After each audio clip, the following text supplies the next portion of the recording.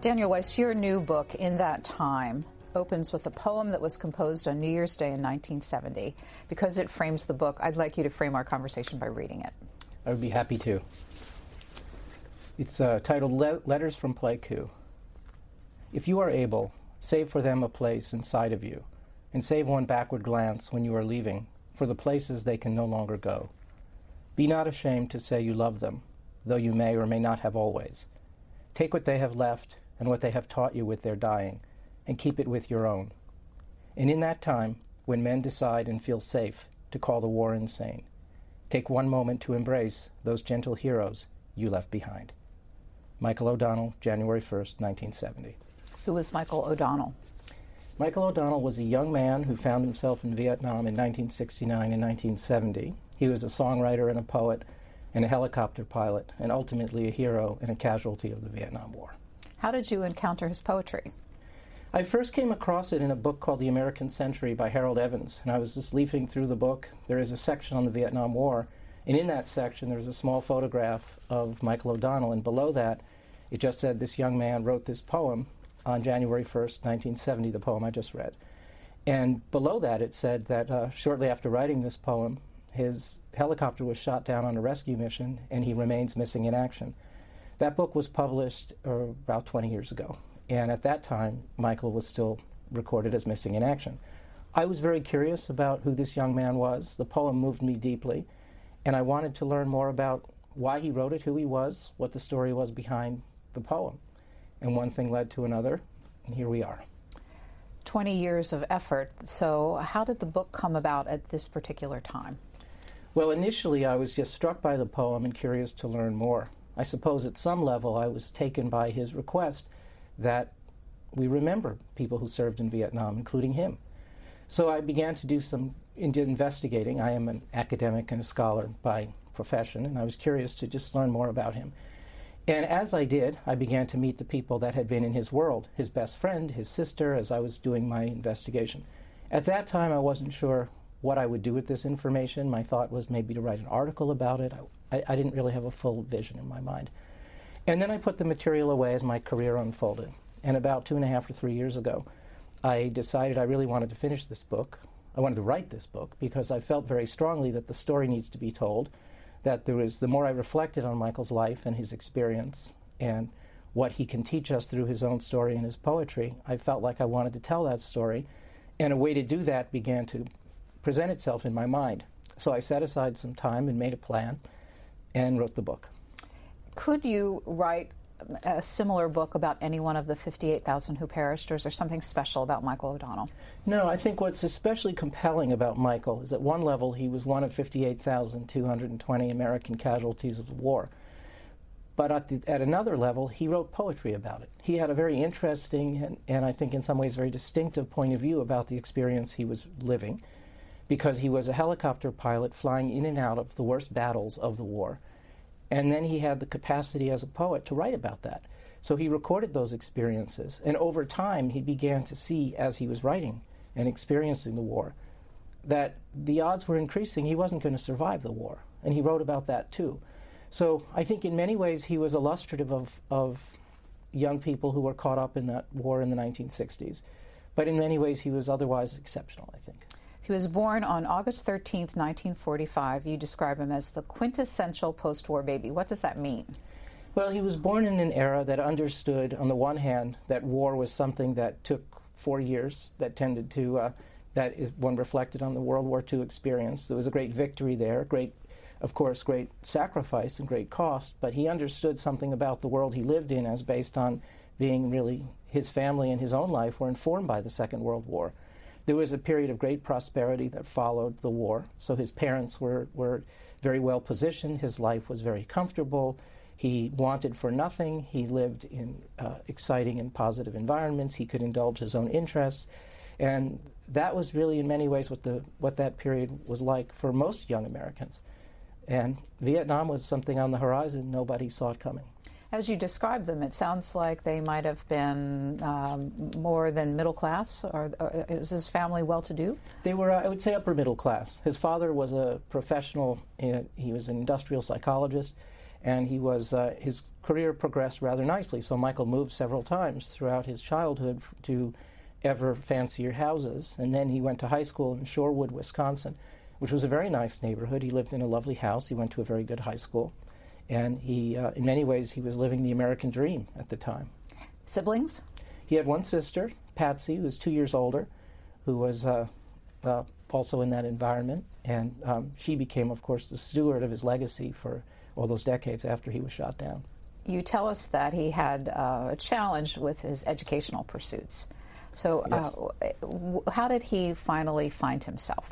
Well, like a lot of kids, he was obviously very bright and very curious about the world, but not particularly interested in school. And he was never a distinguished student. In high school, he was very social. He was an athlete, and he was on the cross-country team and the wrestling team, and he had lots of friends. But he didn't do especially well in school. And in college, he was increasingly interested in the music scene, which is really in the early 1960s. He arrived at college in the fall of 1963, months before John F. Kennedy was assassinated. And he was caught up in the folk music movement. He was interested in everything that went with that. But he wasn't particularly interested in school. So he was an indifferent student, but a very good songwriter.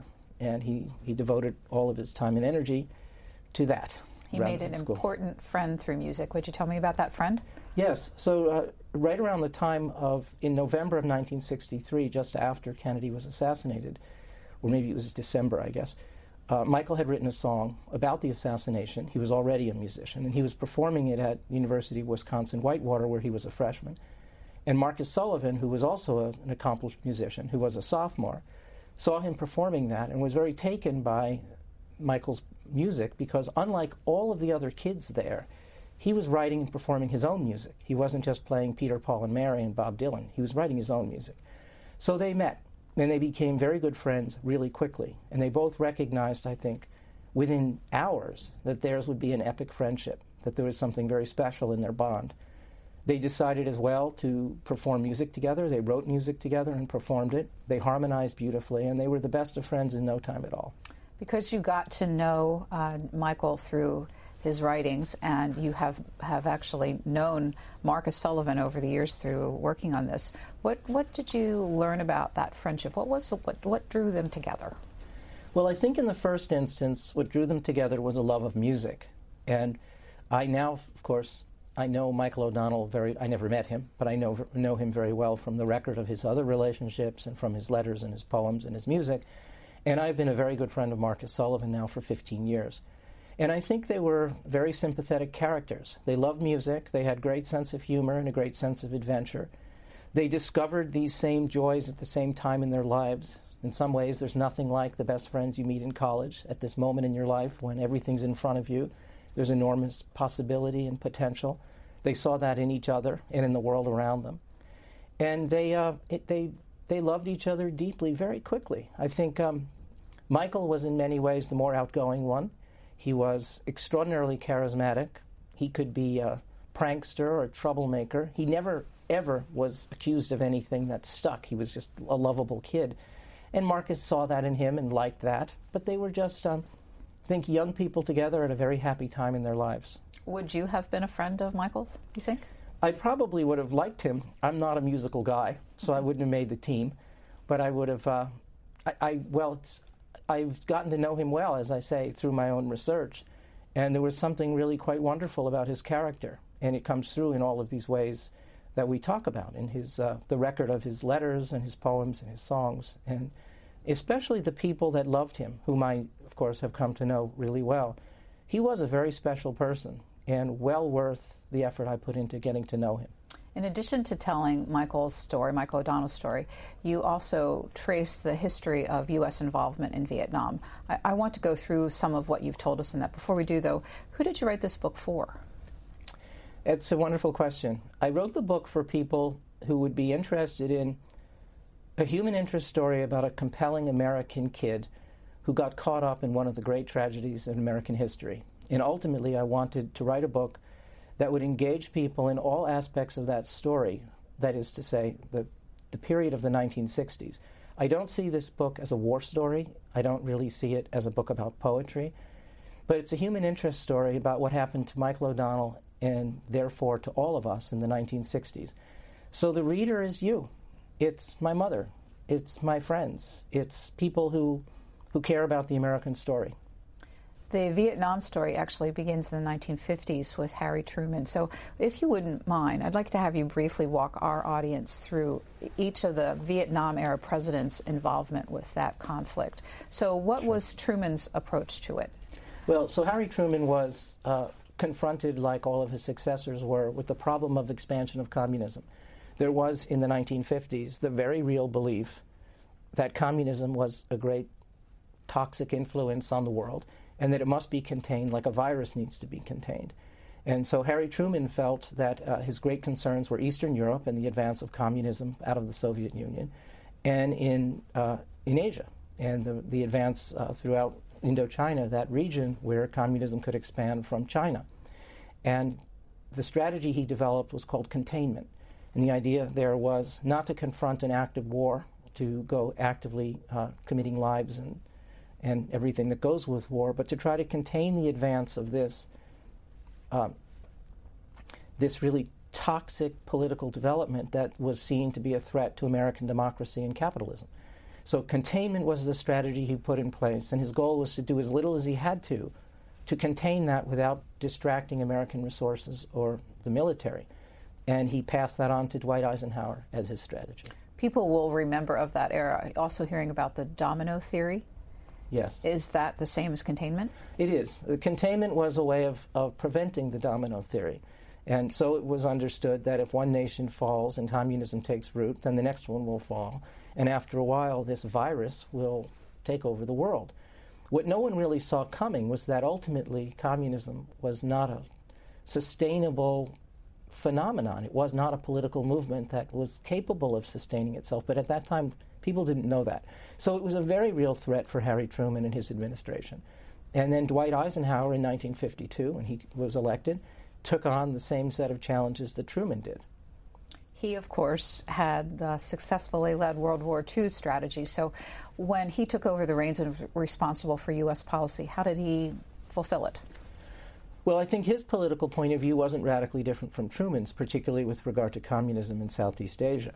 So his view was to contain the advance of communism in much the same way.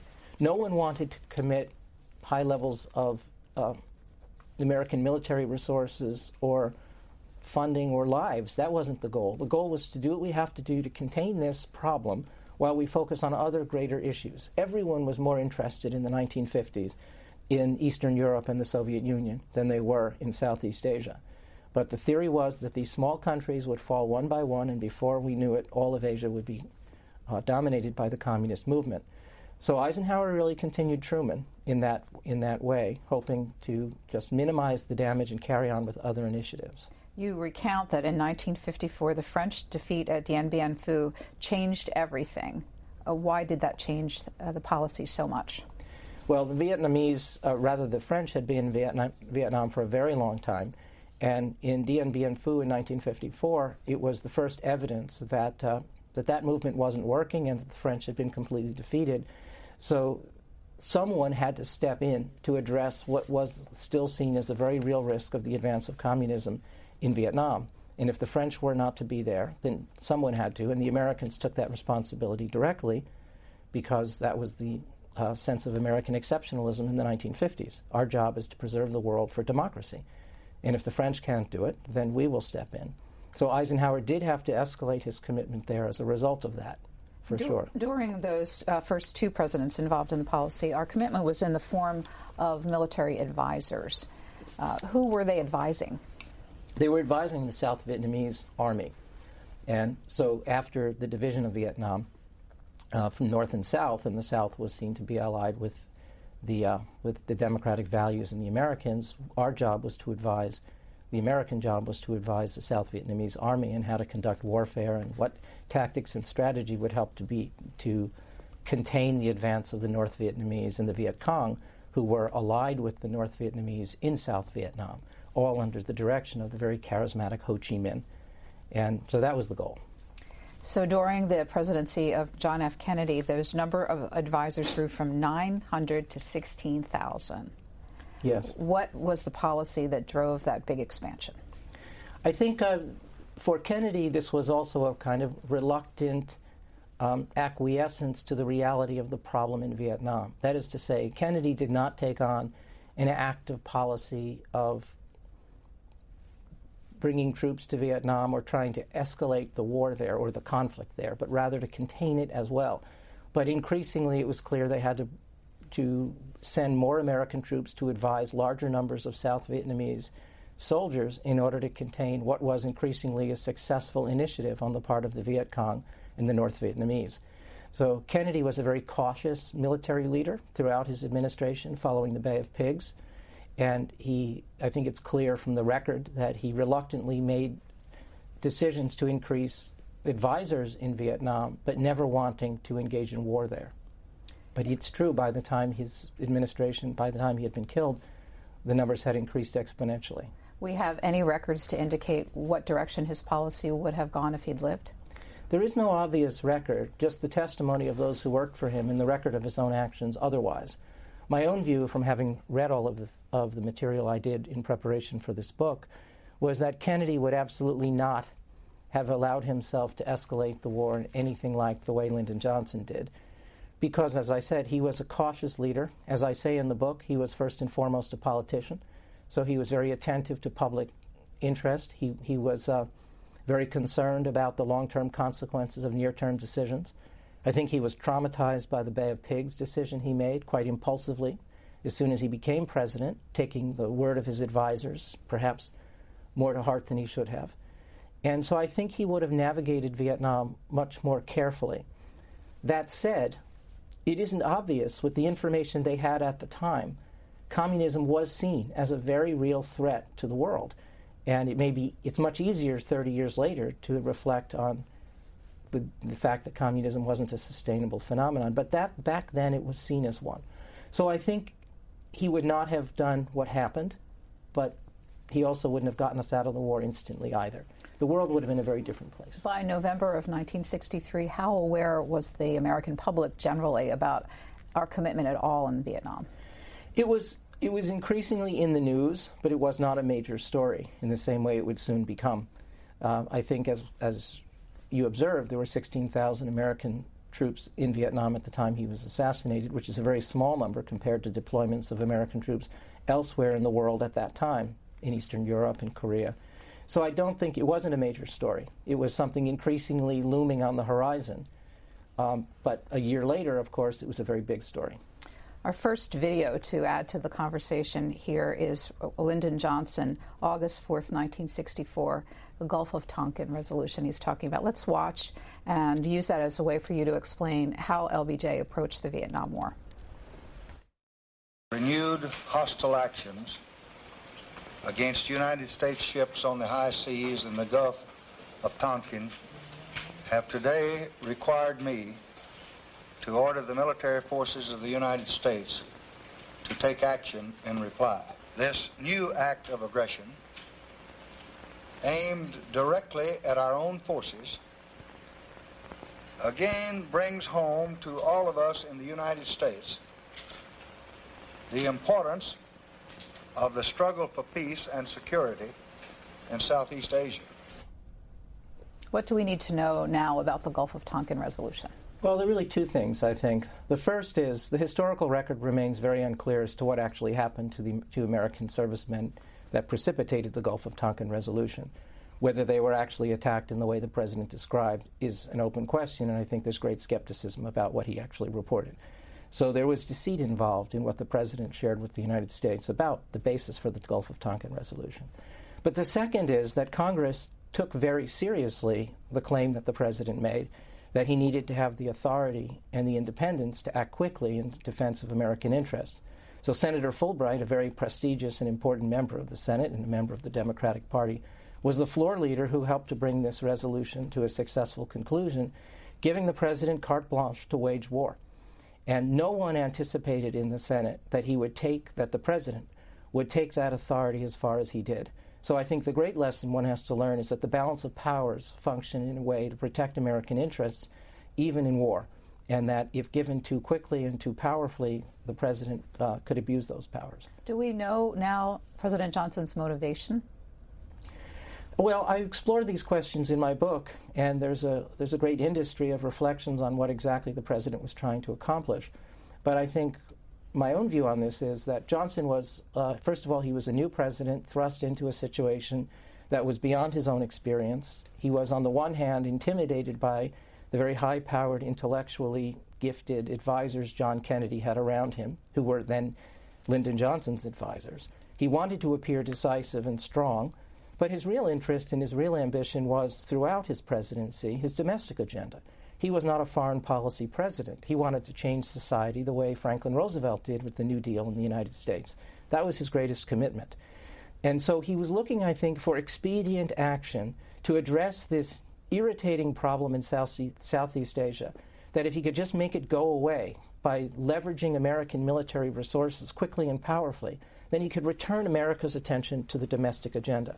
That was really the result, therefore, of inexperience and an inability to think carefully about the long-term consequences of these near-term actions. So ultimately, once he made that decision, once he initially decided to escalate the war as he had, he got himself going on a path that he found very difficult to retreat from. He put General William Westmoreland in charge of the effort, and you describe what was happening as a catastrophic treadmill for the United States. Yes, I think Westmoreland was in many ways the exemplary military leader to have at that time. So we're still in an environment where World War II was the dominant military experience of that generation. Westmoreland understood how to wage war, at least in the conventional sense. He was highly decorated. He was one of the highest level graduates of West Point. He was a military superstar. He achieved the rank of Major General more quickly than anyone ever had in American military history. And so he was chosen by Lyndon Johnson to lead this war because he was a soldier's soldier.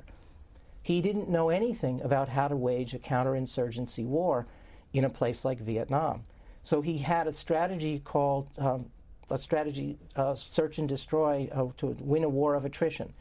Beat the Vietnamese everywhere you can find them, the Viet Cong and the North Vietnamese. Decimate their troops, overrun their sites, and then retreat back to the territory that the Americans possessed, not to win a war of territory as the World War II was. And as a result, everywhere they would fight, they would win the battle, but ultimately lose the longer-term engagement because they didn't win the territory, they didn't win the hearts and minds of the people around them, and they couldn't even find the enemy. So as they committed increasing level of troops to this enterprise in South Vietnam, where they were fighting, they found that they had to continue to grow their resources to achieve ever-diminishing victories, and that was not sustainable. And of course, in order to do that, it was a time of drafting young men to fight into the war. What did that do to the sentiment at home? Well, ultimately, to fuel this enterprise, they had to implement a draft. And as a result, no longer were there's a kind of self-selection for engagement in the war where people would decide to go if they wished to, but everybody was therefore at risk. And so the entire country began to pay much more attention to what was happening in Vietnam because their children, or they themselves, could very well be chosen to go fight this war. And with the advent of the draft, and in very short order, hundreds of thousands of American citizens were being drafted, the entire country took notice of what was happening there. And it changed everything about public discourse with regard to the war. In the midst of that draft, Michael O'Donnell decided to enlist. Why Yes. did he make that decision? Michael enlisted because, as I said earlier, he was an indifferent student. He wasn't really enjoying college. He saw all around him the draft was taking his friends. This was something in the mid-1960s that was ever present on the minds of everyone, but particularly young men of draftable age. So Michael thought, after all, he was, 21 years old at the time. He wasn't the wisest of young people. He wasn't doing very well in school. He was worried that he would be drafted.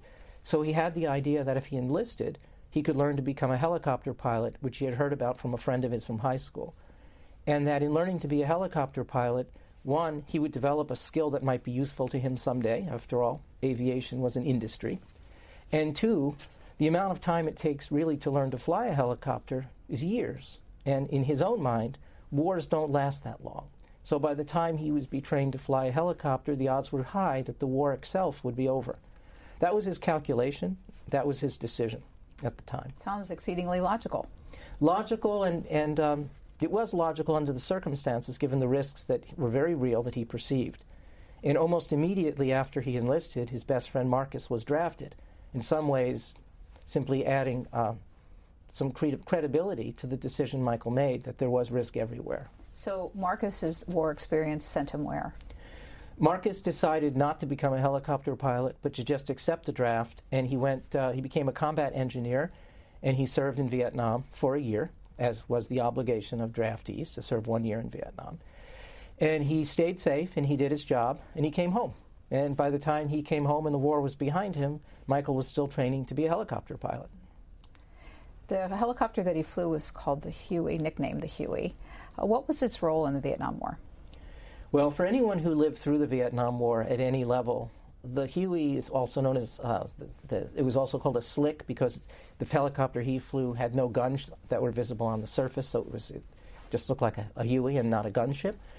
That was the kind of ubiquitous image of the war. Helicopters were used for everything in the war in Vietnam. They were used to transport soldiers quickly and efficiently to wherever the fighting was.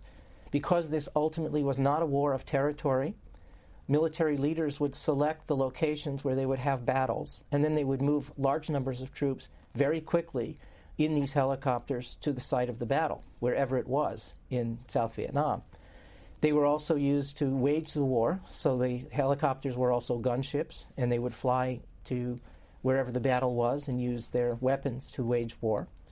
They were also used to clear battle sites, Agent Orange and napalm, these terrible chemicals that were used during the war, in order to clear the foliage from a place where they needed to have greater visibility into the enemy.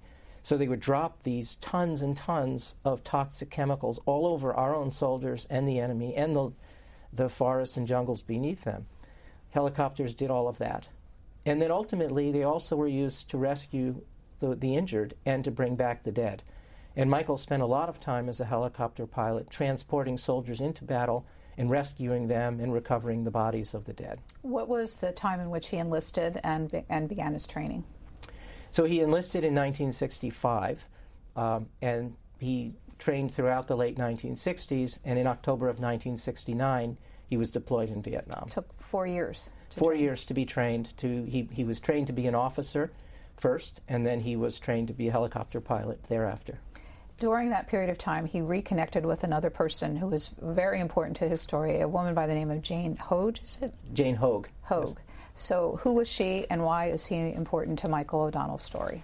They were classmates in high school at Shorewood, and when Michael was training to be a helicopter pilot at Fort Rucker in Alabama, he wasn't very far located from where Jane was a graduate student at the University of South Florida. So they reconnected somehow. I'm not sure how that exactly happened, but they reestablished contact, and they began a romance, a very intensive romance, and Michael had a fair amount of time on weekends during his training period where he could go visit Jane, and by her account, they had a wonderful period of several months together, perhaps about 6 months together, while he was training, and their romance bloomed. They fell in love. They planned to get married after he returned from the war, and it was a magical time in both of their lives. Did they discuss marrying before he went to war? Yes. They talked about getting married as the plan when he returned. His obligation, like Marcus's, was to serve for 1 year in Vietnam as a helicopter pilot. So the intention was that when he returned, they would establish their lives together. They would marry. Marcus and Michael would resume their musical partnership, and they would get on with the career they envisioned for themselves, which was a very big musical career. How, by the way, did his parents react to his decision to enlist? No one really close to him could understand why he did this. They all thought the draft was a very real risk, but better to calculate to live with that risk than to enlist. So Michael's parents were devastated. His mother in particular was just mortified that her son was going to be going into this terrible war that they all saw as a military disaster. Michael's sister, who had just been selected for the Peace Corps, Patsy. She was about to leave the country to go serve her country as a member of the Peace Corps. And when Michael decided to enlist, and there was the very real risk he would be in Vietnam, their parents, persuaded Patsy not to join the Peace Corps because they could not imagine both of their children to be abroad in dangerous places at the same time. So Patsy gave up on her dream of being in the Peace Corps. Michael went into helicopter training, and everyone made their peace with it, but it was not a happy moment. His deployment in October of 1969 was the 170th Ben Hoa Assault Helicopter Company. Yes. Where were they deployed, and who were the most important people in that part of his life?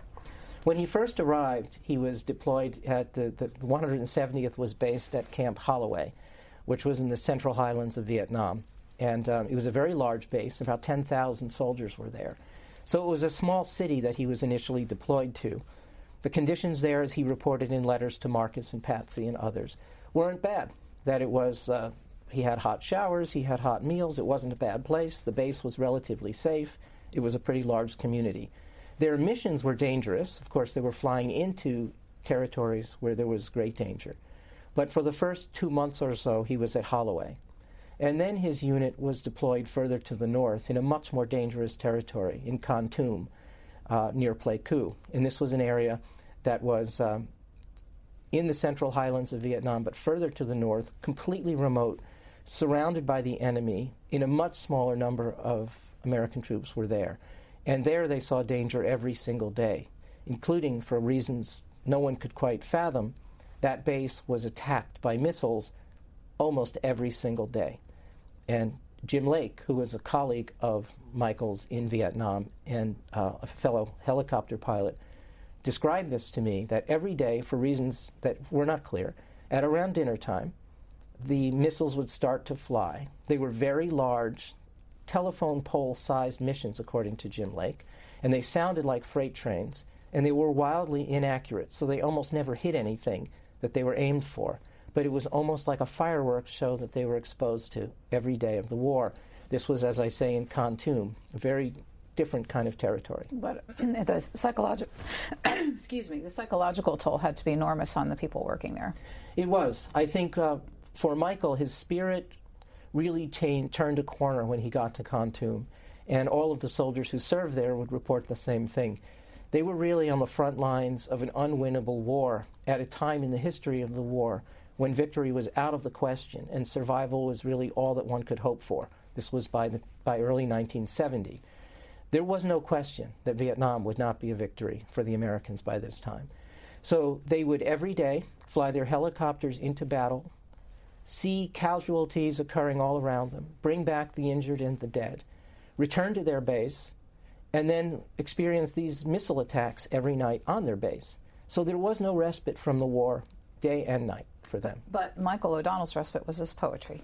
That is where he found respite. He would return to the base at the end of each day and clean up his helicopter and go back to have a shower and have dinner. And then when many of his colleagues were in the bar having drinks, which is what they tended to do each evening to try to forget the war, Michael sat at his little desk in his barracks and wrote poetry. He had a little typewriter, a little manual typewriter that he brought with him, and he would write this poetry to try to make sense of his experience. And it was during those months, as he was writing this poetry, that it began to be clear to him that a successful outcome from him in the war was unlikely, and he wrote poetry about that. If one were to read his poetry today, what would you find in it? What are some of the themes that would echo through? I think the most powerful theme is the sense of loss and hopelessness in the heart and mind of a really wonderful young man who had so much idealism and joy that went into this war. And this war killed it. And you can see in his poetry how he's trying to make sense of what it means to be 23, 24 years old and recognize that your life is likely to end any day and that you're doing it for a cause no one believed in, and that your sacrifice and the sacrifice of your friends, which he witnessed every day, was going to be unappreciated and unrecognized by the people you were doing it for, the American people. So he wrote about that. And I think poetry was a creative way for him to try to find beauty in tragedy. That is ultimately to create something that was that had enduring meaning for him and for others in the face of an environment where there was nothing good, nothing positive, nothing to look forward to. So I think ultimately that core of idealism in him, that creative energy in him, needed to find expression somewhere. And it was at his little typewriter in his dark little barracks at the end of every day. Did he share his poetry with his fellow combatants? Did he send it home to his family? He shared very little with his fellow combatants, but they all knew he was writing it. And Jim Lake and others said how much they appreciated it because they knew that Michael was trying to tell their story.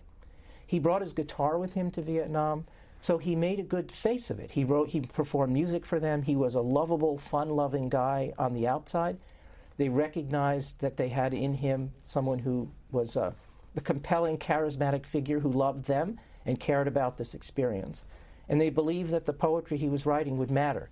But he didn't share it with them. He didn't read it to them. He did share it first and foremost with Marcus, his best friend back at home. And so he would write his poems and pack them up and send them in an envelope to Marcus for Marcus to look at and read. He talked about making music again when he eventually would return. But Marcus was his primary audience.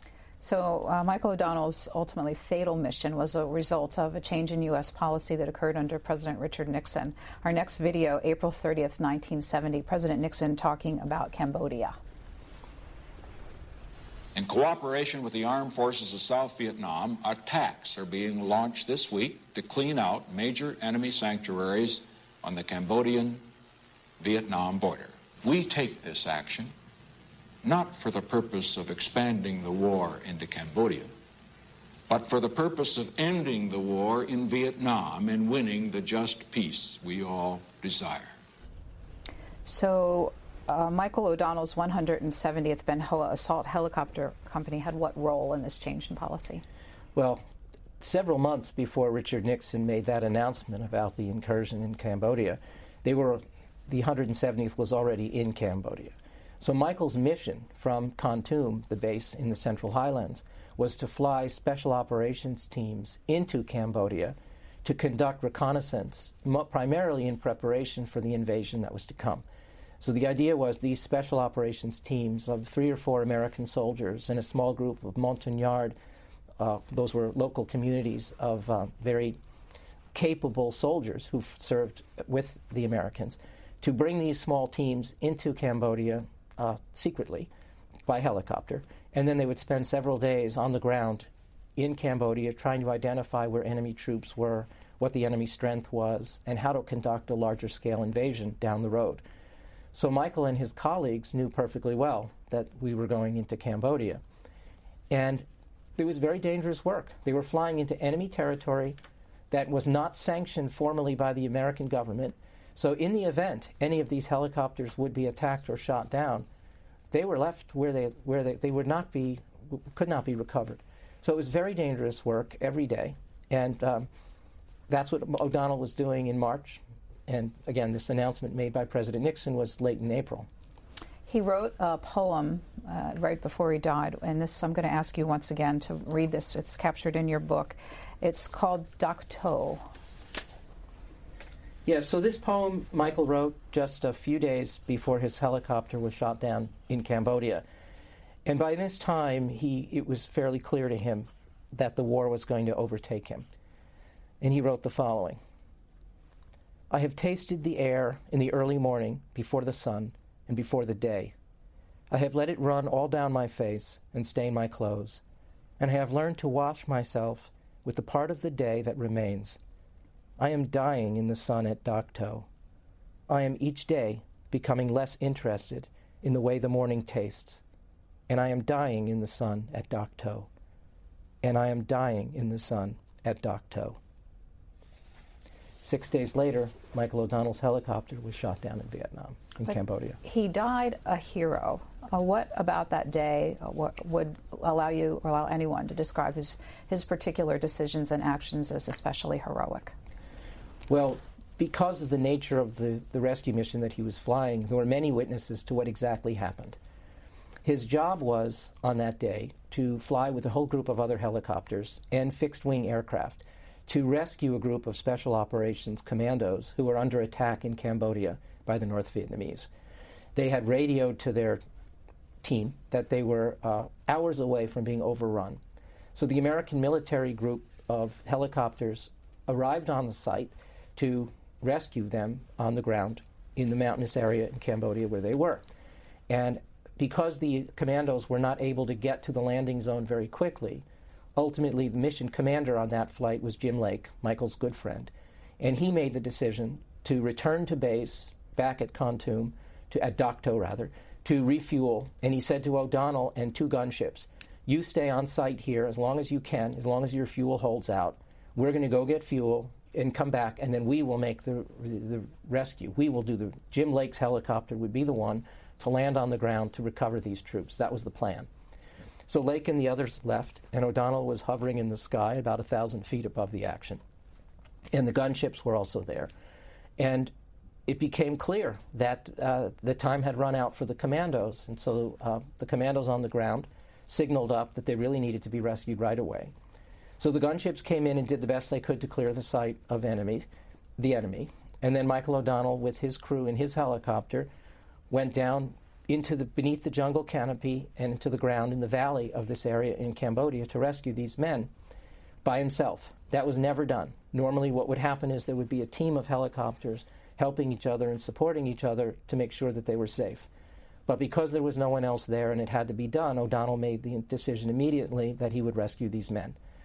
So he went down into the landing zone area, and he hovered on the ground for 4 minutes waiting for the reconnaissance team to arrive there, which is, in a battle condition, an eternity. It's a very long time to be sitting vulnerable to the enemy. But he waited. The reconnaissance team arrived, injured but safe. They boarded the helicopter, all of them, and O'Donnell began to pull the helicopter up above the tree line and radioed, I have everyone, I'm coming out." As he did that, Jim Lake and the rest of the helicopter teams had arrived on site. There wasn't anything they could do because the rescue was in midway. So they saw all of this unfolding. And as O'Donnell's helicopter gained altitude and began to move forward, it was basically shot out of the sky by a missile from the side of the mountain in the valley. And the helicopter dropped beneath the jungle canopy in flames. How many souls were on board that lost their lives in that mission? There were 8 commandos. So there were the 5 Montagnards, the 3 Americans, and then O'Donnell and his crew were 4 men. So 12 altogether were on board the helicopter that fell from the sky and burst into flames.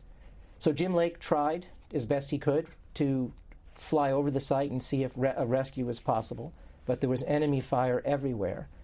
And then he had to make the very fateful decision, the most horrible decision one has to make, to abandon the site. So he commanded all the other helicopters and his own crew to leave the site because it was unsafe. They were under attack. There was no way to get to O'Donnell's helicopter. So they flew back from Cambodia, back to the base at Dak To, never to return. As Jim Lake said, it was a fateful decision. It was the hardest decision he made in his life, and he was 19 years old at the time he made that decision. So Michael O'Donnell and all of those on board became missing in action in the Vietnam War. They were. Because there was no way to identify the site or to determine whether anyone had survived, they were listed as missing in action. And that was the case until the site was eventually identified and recovered in 1998. You also tell us in the book the stories of how the recovery efforts unfold in the United States. From 1973 to 1985, you tell us there were no attempts at recovery of any of the MIAs. Is this just in Cambodia or throughout Vietnam? Throughout. And why was that? By the time the war had ended, by the mid-1970s, first in 1973 when the United States withdrew, and then in 1975, in April of 1975, when Saigon was overrun and the war was completely lost, the South Vietnamese were overrun, and the Northern Vietnamese won the war, the American people had really had it with Vietnam. There was a desire to turn the page and move on. Gerald Ford made that abundantly clear in his own statements as president, that it's time for us to turn the page and move forward. I think people were ultimately exhausted by the drama and tragedy of the war in Vietnam. So for the next decade, more or less, there was very little discussion about the war. There was some scholarly work being written. There were examples here and there. But the American movement to revisit the war took more than a decade. However, there is and still is a very active POW-MIA activist group in this country pushing for Americans to continue to identify and find the remains of, and repatriate them. How impactful was that group of people to the eventual decision by George H.W. Bush to establish a formal process and budget for it? They were very impactful. They were extremely dedicated, hardworking, and thoughtful. They knew how to create political change. They were very good advocates for their cause, this group, and they continued to advocate. So I think that they were extremely effective. There were two things, I think two phenomena that really changed everything in the mid-1980s that led to this decision by the president. One was this group who advocated for the recovery of MIAs, and the other was the increased rise in visibility of popular culture around the war.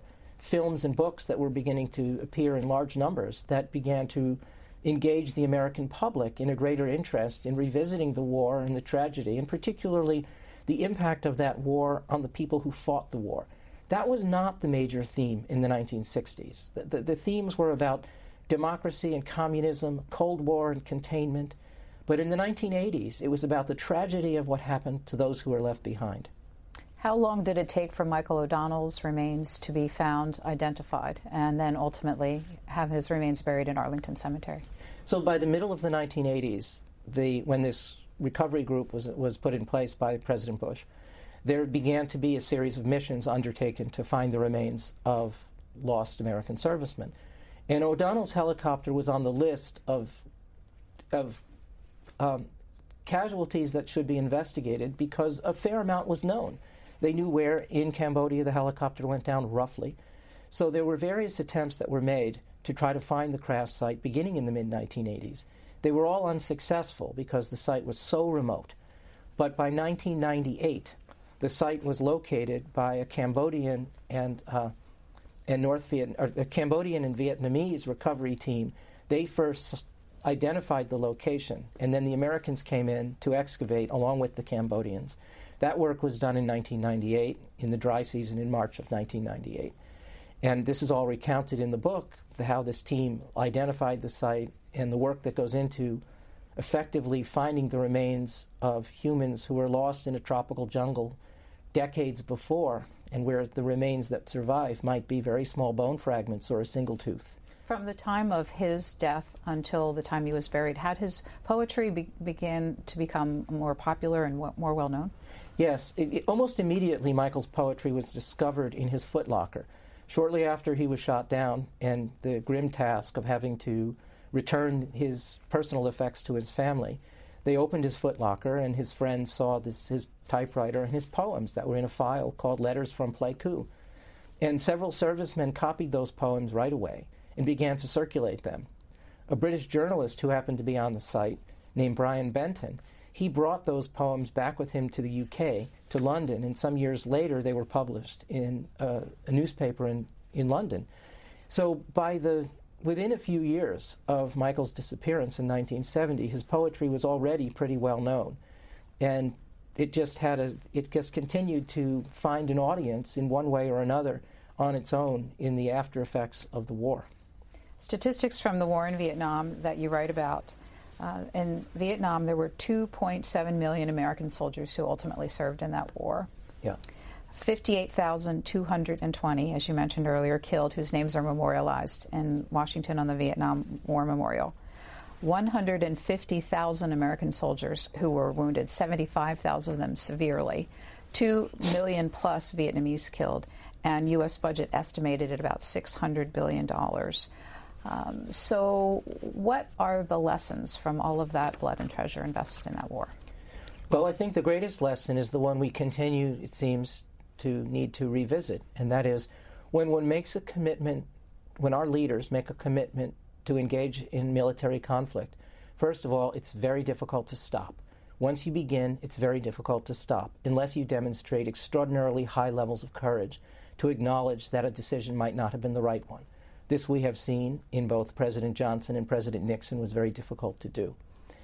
And that human life should be valued more highly than it is by our political leaders. In this time, in the time of the 1960s, as soldiers were being sent to Vietnam, It was abundantly clear to any thoughtful person, including President Johnson, that this policy was not likely to be successful, and that these soldiers who died were not likely to be able to advance the cause he was fighting for. There is a very powerful recording Lyndon Johnson made in a conversation with McGeorge Bundy very early on in his presidency, where he said, I don't know what we can get out of this war. This is going to be hopeless. Once we go in, I don't know how we're going to get out. This just seems like a hopeless cause to me.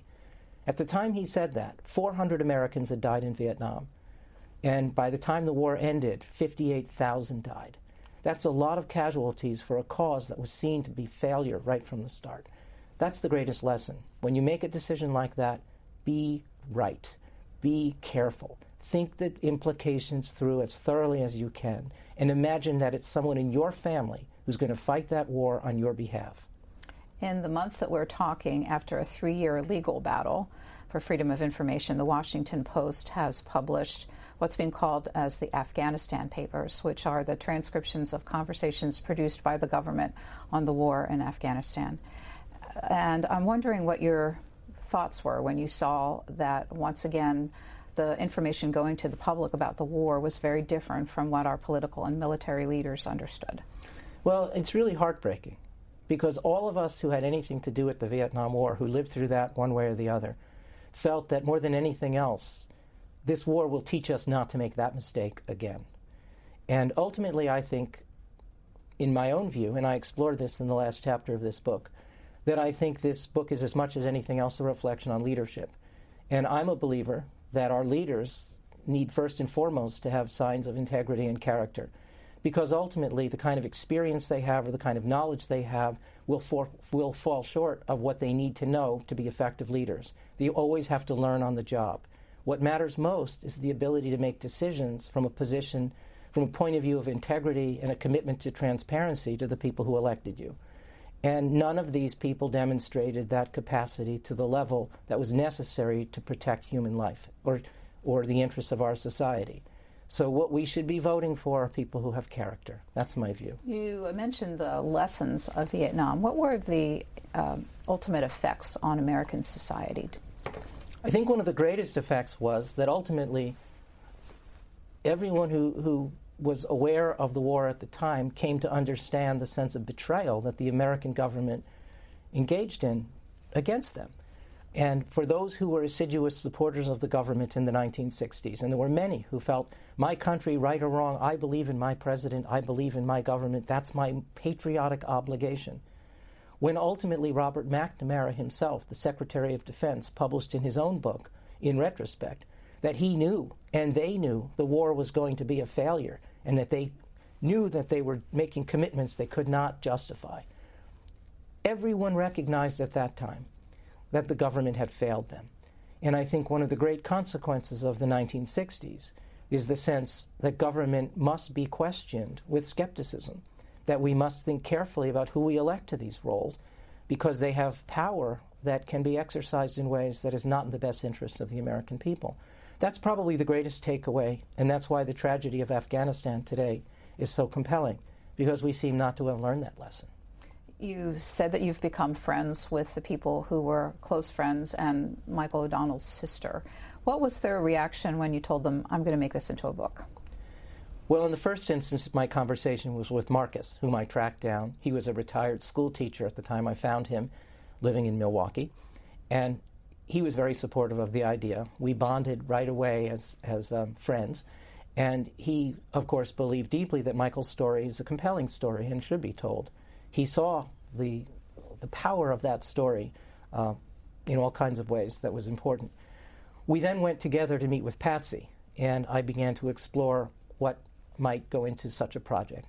And I think Patsy had spent most of her adult life as the steward of her brother's legacy. She was the one who provided oversight over the use of his poetry. She was the surviving child who had to deal with both parents, who never learned in their lifetimes. They never found out what happened to their son. All they ever knew was what they heard and what they read in the telegrams that were given to them just in the weeks following Michael's disappearance. So she was responsible for that legacy. And when I arrived with Marcus, whom she, of course, knew well, she was gratified, I think, that someone else would want to carry this burden and take on this responsibility that she felt so close to. So she gave me all of these materials associated with her brother's life that I think in many ways was very heartening for her to see that finally someone would take an interest in this story. And then for the years I was writing this book, she was incredibly helpful. She would respond to every inquiry, every silly question. What was the name of your dog? Remind me of where you lived in Shorewood.